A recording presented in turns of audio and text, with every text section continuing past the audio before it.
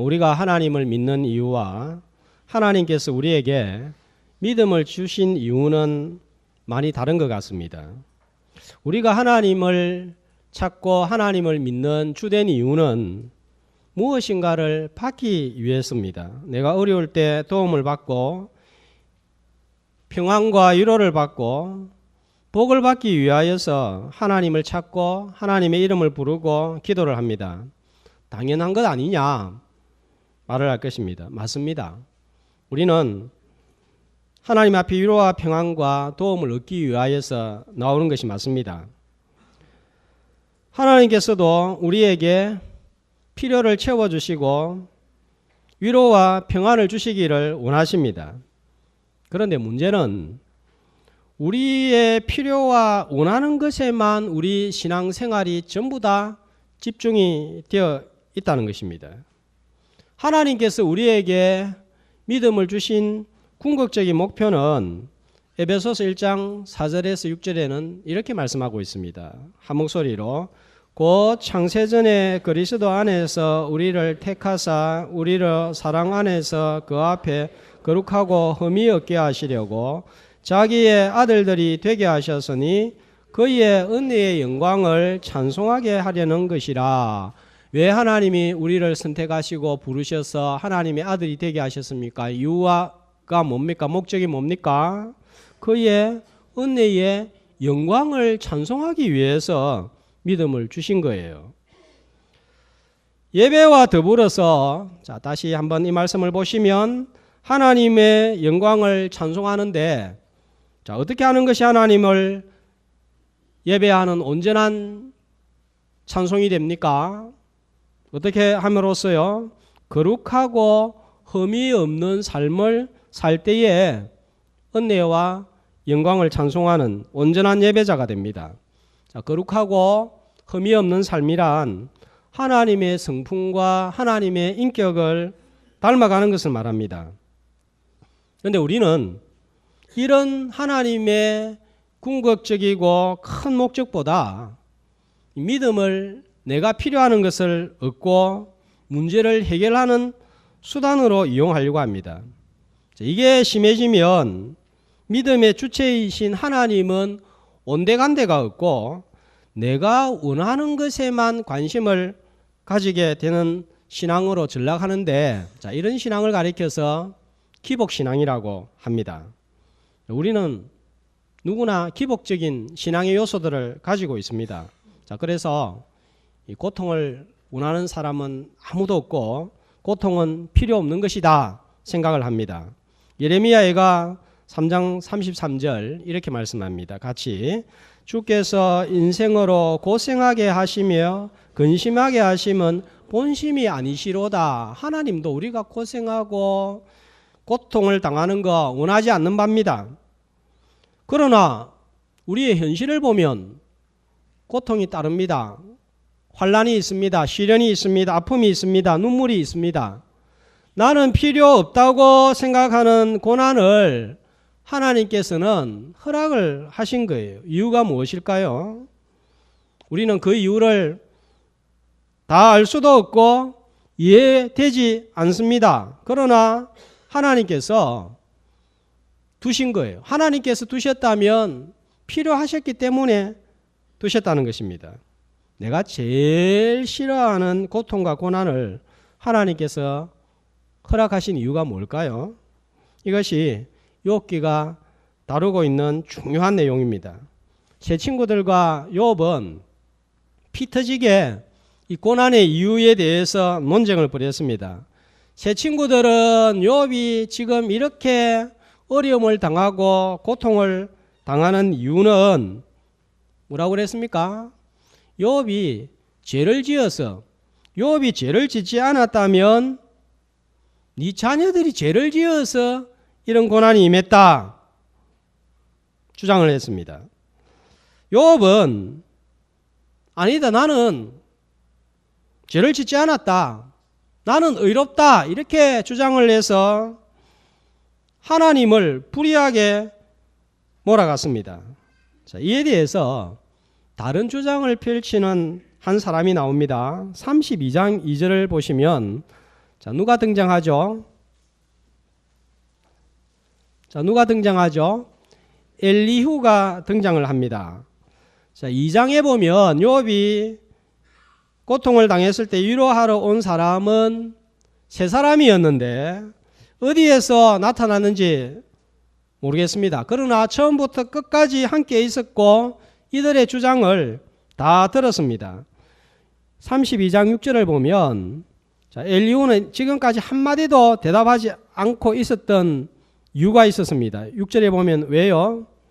나는 어리고 나이가 당신들보다 작기 때문에 그냥 듣고만 있었다.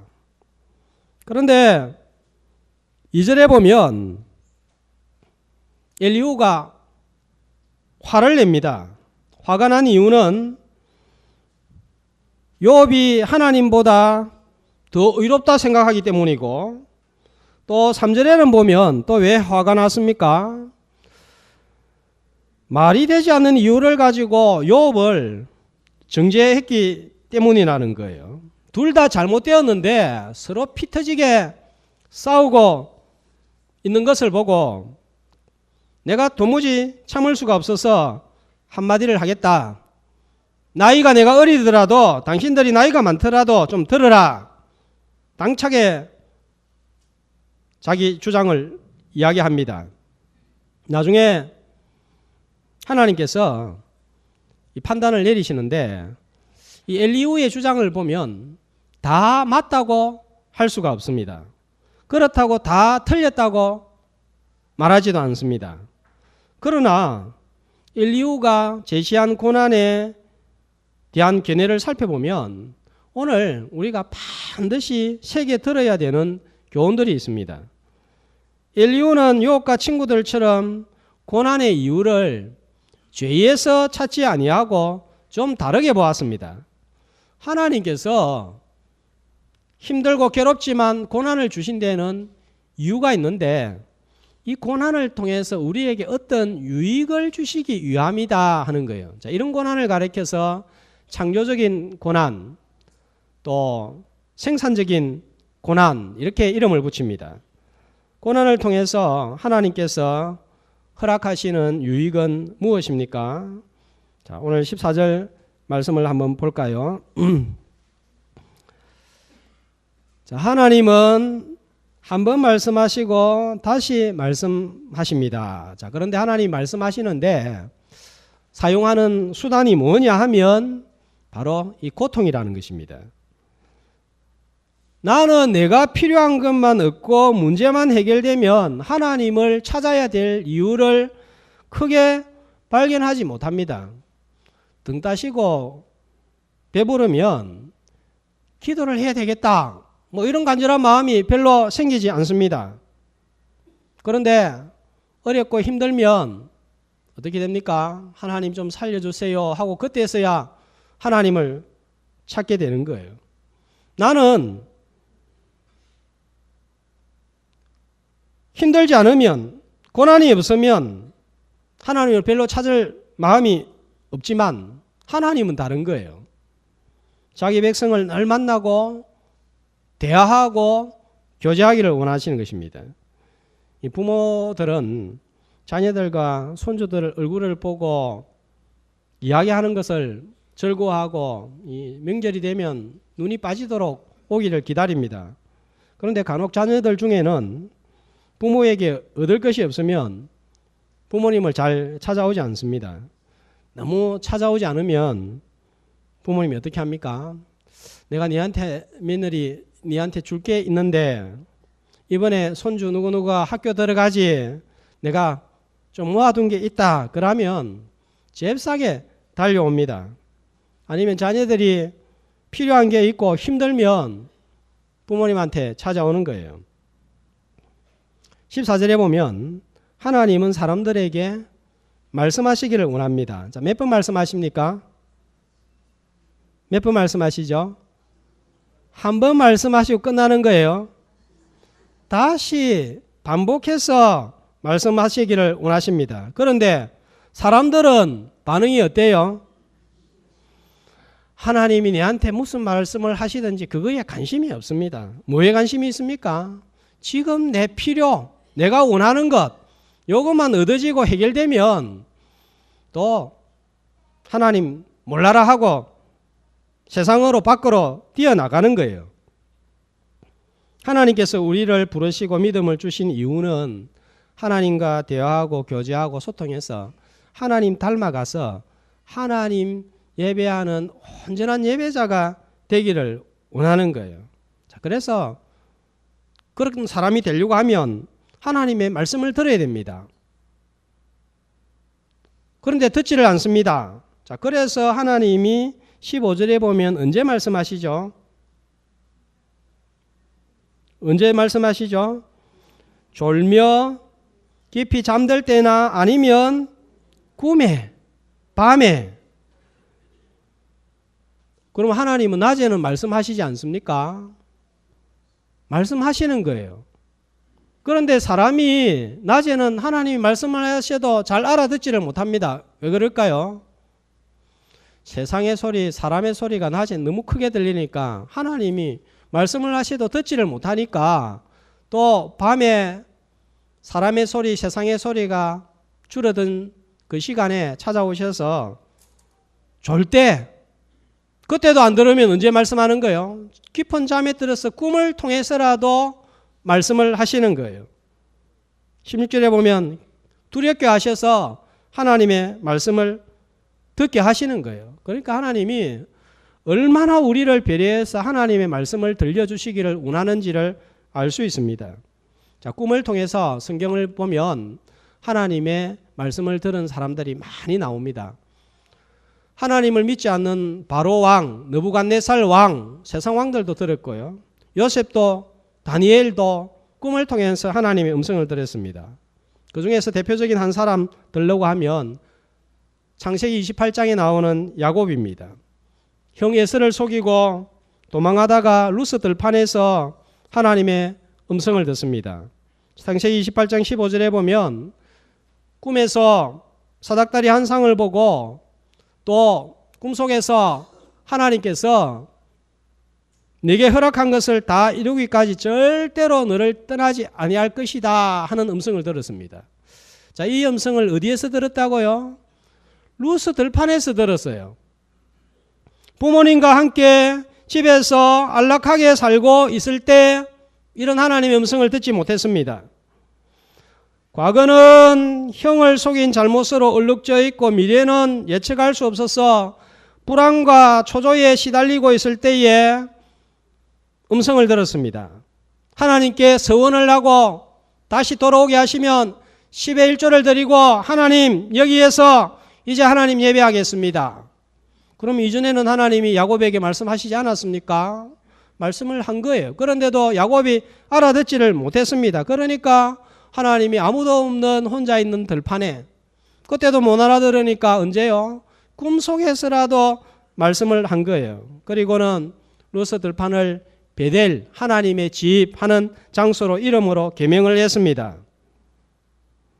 그런데 하나님께서 이제는 우리에게 꿈으로는 잘 말씀하시지 않습니다. 왜 그럴까요? 꿈을 꿔서 하나님이 이런 말씀을 하셨다 생각했는데 나중에 알고 보면 엉뚱한 꿈이 많고 결국은 개꿈이었구나 이렇게 또 판단을 할 때가 많습니다. 왜 하나님께서 요즘은 꿈으로 잘 말씀하시지 않을까요? 야곱의 시대, 요업의 시대에는 기록된 하나님의 말씀이 없었어요. 그러나 지금 우리는 이렇게 기록되어진 하나님의 말씀을 언제든지 접할 수 있고 언제든지 들을 수 있는 교회의 문이 열려 있습니다. 누구도 알아들을 수 있는 하나님의 말씀이 너무 곁에 가까이 있는 거예요. 그런데 굳이 꿈이나 환상을 통해서 말씀하시지 않는 거예요. 특별한 경우에 말씀을 하시는 경우도 있습니다. 그렇기 때문에 우리는 이제 꿈을 통하여서 하나님의 말씀을 듣겠다 이것보다 기록되어진 하나님의 말씀, 들려주시는 하나님의 말씀을 통하여서 하나님의 음성을 듣겠다 이런 자세가 더 바른 거예요. 괴롭고 힘들 때 조용히 혼자서 성경을 펴거나 아니면 예배의 시간에 하나님의 말씀에 귀를 집중해서 들어보면, 아니면 무릎을 꿇고 혼자서 문을 닫고 기도해 보는 것이 필요합니다. 자, 그럴 때 하나님께서 들려주시는 음성이 있습니다. 누구도 알아들을 수 없는, 나만이 알 수 있는 하나님의 음성이 있는 거예요. 그냥 한번 눈 감고 언뜻 지나가는 생각, 그런 거 말고 정말 내 가슴에 탁 와닿게 하는 그런 어떤 말씀이 있는 거예요. 디모데후서 3장 16절을 보면 하나님의 말씀의 기능이 나와 있습니다. 교훈과 책망과 바르게 함과 의로 교육하기에 유익합니다. 어떤 사람에게는 말씀을 들을 때에 혼자서 앉아서 조용히 문을 닫고 기도할 때에 위로와 평안이 임할 수도 있습니다. 어떤 경우에는 책망의 음성이 들릴 수도 있습니다.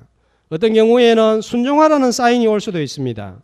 너는 기도해야 될 사람인데 그동안 왜 그렇게 오랫동안 기도하지 않았지? 그래서 내가 너를 약간 아프게 한 거야. 지난번에 너 나하고 약속한 게 있지. 그런데 네가 요즘 생활하는 걸 보니까 까마득하게 다 잊어버리고 사는 것 같아서 내가 약간 너에게 작은 가시를 허락한 거야. 전에는 들리지 않는 말씀, 전에는 들어보지 못했던 음성이 마음의 귀에 쏙 들어올 때가 있습니다. 자, 16절 말씀을 보세요. 그가 사람의 귀를 여시고, 하나님이 이 귀를 열어서 쏙 음성을 들려주실 때가 있는 거예요. 고통은 막힌 귀를 뚫어주는 도구가 됩니다. 아프니까 힘이 빠지고 이렇게 해서는 못 살겠다 싶을 때 비로소 하나님을 바라보는 마음이 생기게 되는 거예요.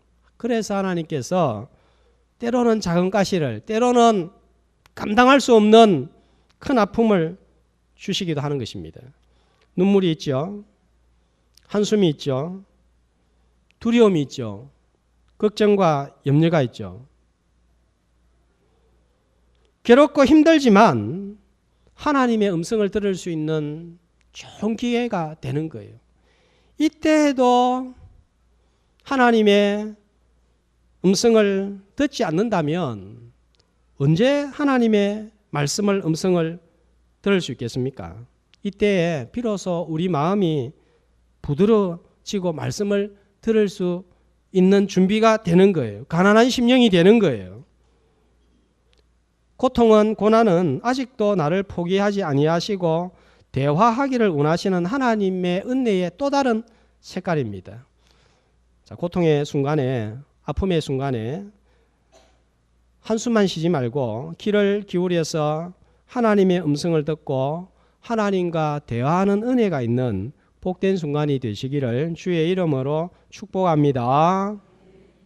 17절에 보면 고통을 주시는 이유를 말씀하고 있습니다. 무엇입니까? 뭐죠? 이는 사람에게 뭘 버리게 하시며요? 그의 행실을 버리게 하시며, 자, 세번역 성경으로 보니까 17절을 이렇게 말씀하고 있습니다.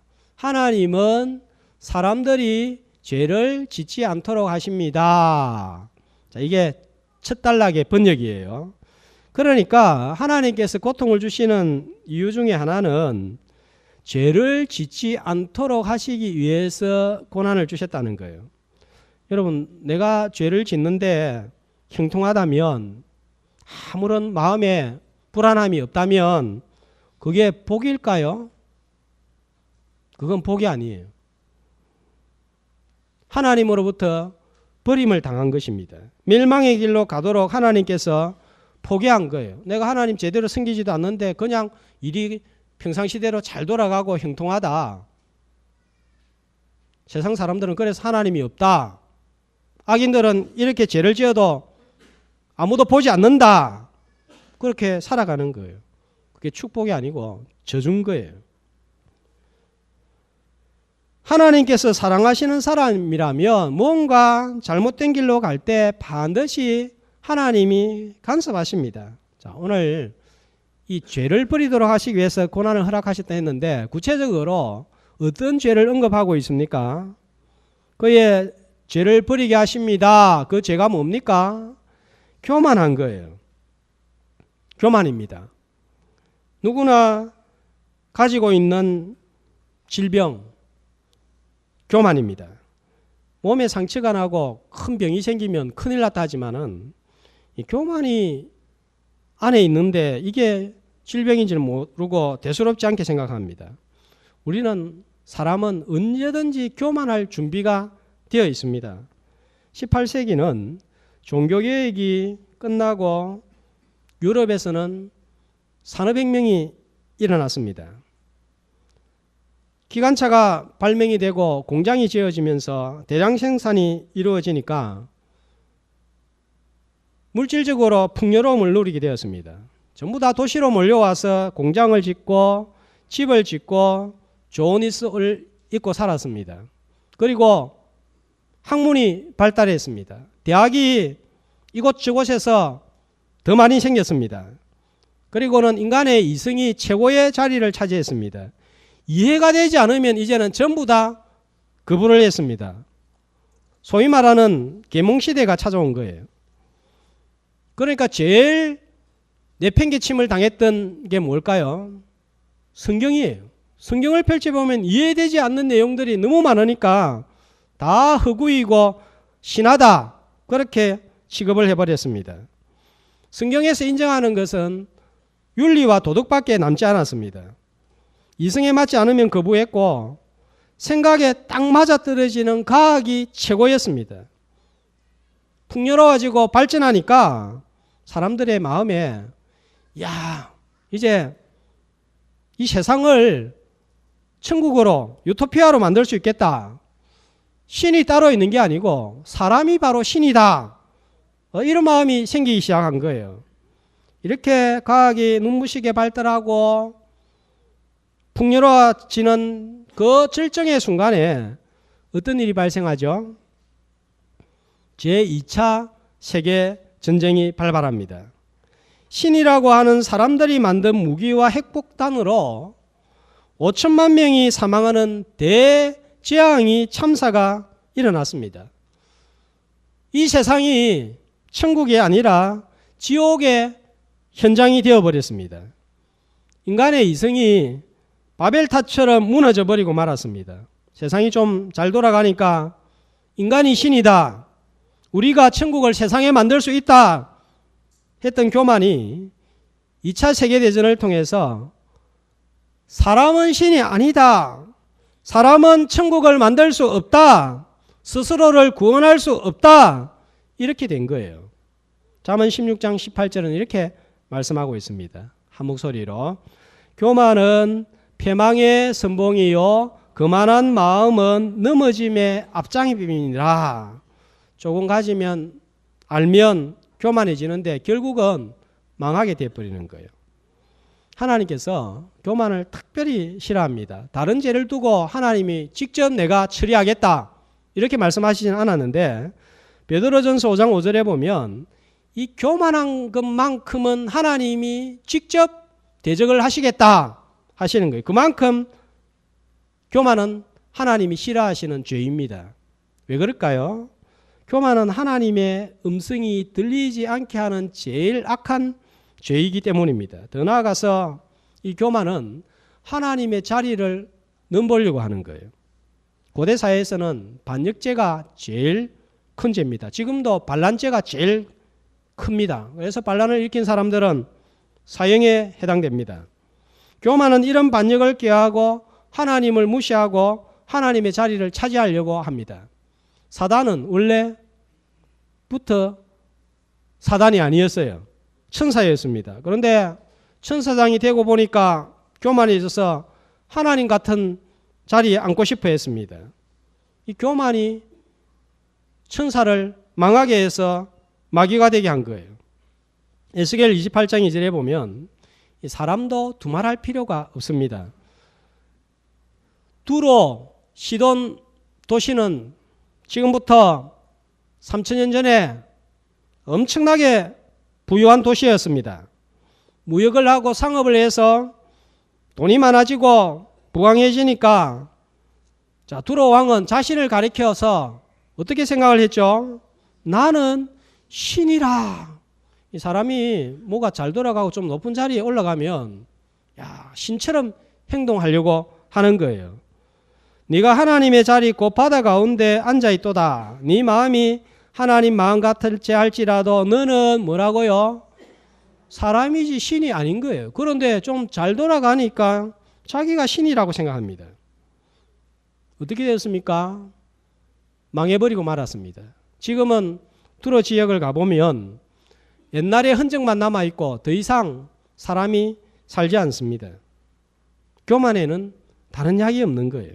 고난이 최고의 약입니다. 하나님은 자기 백성들이 넘어지기를 원하지 않고 사단이나 두로 왕처럼 망하기를 원하지 않습니다. 그래서 고난이라는 고약으로 겸손하게 만드시는 거예요.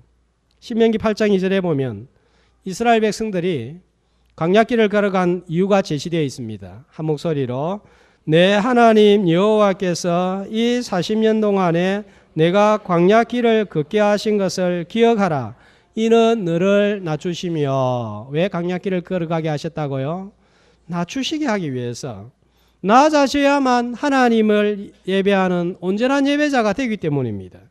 바로 가나안 땅에 들여 보내실 수 있었습니다. 그러나 광야 40년을 보내게 하신 것은 낮추시고 다듬어서 하나님 바로 섬기게 하도록 하기 위함인 거예요. 예수 믿고 시간이 많이 지났습니다.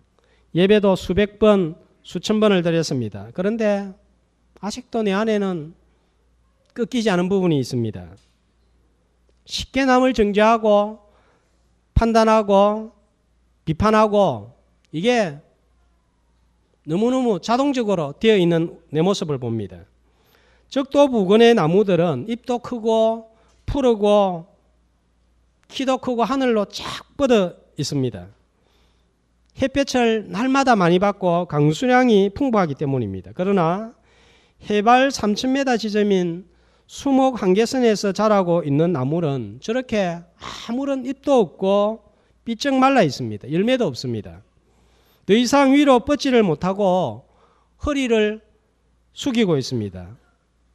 매서운 추위와 찾아오는 매서운 바람 때문입니다. 저 모습이 꼭 기도하는 사람처럼 생겨서 기도하는 나무라는 이름을 붙이기도 합니다. 이 나무 아무런 쓸모가 없어 보입니다. 그런데 이 나무 제가 어디에 사용된다고 말씀을 드렸죠? 세계적으로 공명이 제일 잘 울리는 뇌는 바이올린의 재료로 사용됩니다.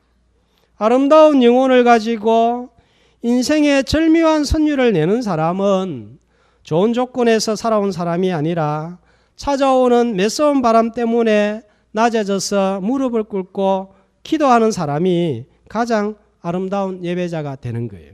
하나님은 이런 예배자가 되기를 위해서 오늘처럼 비 오는 날도 추운 날씨도 허락하시고 아프게 하실 때가 있습니다. 오늘 내가 감당할 수 없는 일이 놓여 있죠. 그 시험과 환난으로 인해서 내 연약함을 인정하고 겸손하게 낮아져서 하나님 앞에 무릎 꿇는 온전한 예배자들이 되시기를 축복합니다. 자, 고난이 가져다 주는 유익, 인류가 제시한 세 번째 이유가 18절에 나옵니다. 왜 고난이 허락되었다고요? 18절에 보면 이 고난으로 말미암아 그 사람 어떻게 됩니까? 혼을 구덩이에 빠지지 않게 하시며 그 생명을 칼에 맞아 멸망하지 않게 하시느니라. 영혼이 멸망하지 않도록 하시기 위하여서 이런 고난을 때로는 허락하신다는 거예요. 완전히 우리가 망해버리지 않도록 하기 위하여서 배려한 차원이라는 것입니다. 우리가 잘 알고 있는 이어령규 교수님, 다들 많이 책을 보고 또 텔레비전, 신문, 방송을 통해서 아실 거예요. 머리가 좋고 달변이어서 우리나라에서 최고 좋은 대학을 나오고 30대 초에 명강사 명교수로 이름을 날렸습니다. 우리나라 문화부 초대 장관을 지냈고 8픽 올림픽 개막식 때에 총지휘를 맡아서 우리나라를 세계에 알리는 일을 하신 분입니다. 자, 이런 대단한 아버지 아래 이민아라는 딸이 태어났는데 역시 어릴 때부터 수재라는 말을 듣고 자랐습니다. 미국에서 검사로 변호사로 이름을 날렸습니다. 그 아버지의 그 딸입니다. 그렇게 머리가 좋고 잘 나가던 한창인 32세 때에 그만 암에 걸리고 말았습니다. 수술을 했는데 4년 후에 재발이 되었고 또 수술을 했지만 3년 뒤에 재발이 되어서 32살 이후부터 고통이 멈추지 않는 날들을 살았습니다. 그런데 고통이 여기에서 끝나지 않았습니다. 투병 중에 둘째 아들이 자폐증이라는 진단을 받았습니다. 자기가 암에 걸린 것보다 아들이 자폐증 걸린 것이 더 슬프고 괴롭고 힘들어서 울고 또 울었습니다. 얼마나 울었던지 한동안 앞을 볼 수 없는 순간이 찾아와서 실명이 된 줄 알았답니다. 여기에다가 첫째 아들이 어느 날 갑자기 병이 찾아오더니 19년 만에 숨을 거두어버리고 말았습니다. 본인은 3번의 이혼을 했습니다. 결국은 세상을 떠나고 말았습니다. 자, 이런 딸의 삶을 바라보던 아버지 이어령 교수의 마음이 어땠을까요? 그때 이런 말을 했습니다. 딸이 애통하고 서러워서 눈물을 흘릴 때 내가 가지고 있는 지식이라는 게 마른 풀잎에 지나지 않았고 내 손에 쥐고 있는 지폐는 가랑잎보다 못하다 하는 것을 알았다. 그의 고백입니다. 그런데 딸이 죽음 앞에서도 하나님 아버지 하면서 부르짖고 붙드는 모습을 보았습니다. 이런 딸의 모습을 보면서 나는 부모이면서 딸의 상처를 몰랐지만 유일하게 딸의 상처를 다 알고 계셨던 분, 육신의 아버지는 못 들어갔던 고난의 깊은 터널 속에 딸과 함께 있었던 또 다른 아버지가 계셨구나. 자, 이걸 깨닫고 2007년 세례를 받고 주님을 영접을 했습니다. 지금은 간증을 하고 신앙서적을 발간하면서 하나님을 전하는 일을 하고 있습니다. 지성에서 영성으로 많은 분들이 보았을 거예요. 너무나 큰 고난을 겪었습니다. 그러나 딸로 인하여서 18절에 보면 영혼은 영원히 멸망하지는 않았습니다. 19절에 병상의 고통과 뼈가 쑤시는 아픔이 찾아올 때가 있습니다. 그때 밥맛이 없습니다. 먹지를 못합니다. 아무리 좋은 별미라도 싫어하고 음식을 먹지 아니하니까 초췌해 보이고 뼈가 앙상하는 그런 때가 있기도 합니다. 그러나 그 일로 말미암아 22절 보세요. 그의 생명은 멸하는 자에게 가까워졌다. 자, 그의 생명을 멸하는 자 누굽니까? 하나님께 가까워졌다는 거예요. 하나님은 고통을, 더 큰 고통을 예방하는 수단으로 허락하시기도 합니다. 작은 고통을 먼저 주셔서 그 사람으로 하여금 정신을 차리게 만들고 나중에 당할지도 모르는 큰 위험으로부터 건져주시고 기회를 주시기도 합니다. 그래서 때로는 육신의 질병과 삶의 문제들을 허락하십니다. 우리는 욥이나 이어령 교수님 같은 고난은 아니라도 각자가 가지고 있는 고난을 안고 한날 한날을 살아가고 있습니다. 청년들은 청년대로, 10대는 10대대로, 장년은 장년대로, 80대는 80대대로 결혼을 못해서 고민에 빠진 청년들도 있고 가족의 문제로 고통하는 사람도 있고 실직으로 전전긍긍하는 사람들이 있는가 하면 부도가 나서 괴로워하는 사람들도 있고 자녀의 문제로 잠을 이루지 못하는 가정도 있고 물질의 문제로 앞이 캄캄한 성도들이 있습니다. 그 이유를 다 알 수 없고 설명할 수도 없습니다. 그러나 우리가 겪는 고난 중에서는 엘리후가 제시한 고난의 이유에 해당하는 고난이 있습니다. 내가 만난 고난이, 아픔이 하나님과 대화하는 기회, 아니면 죄를 버리는 기회, 아니면 더 고통을 예방하는 기회 중에 하나라도 얻게 된다면 그것은 큰 유익이 됩니다.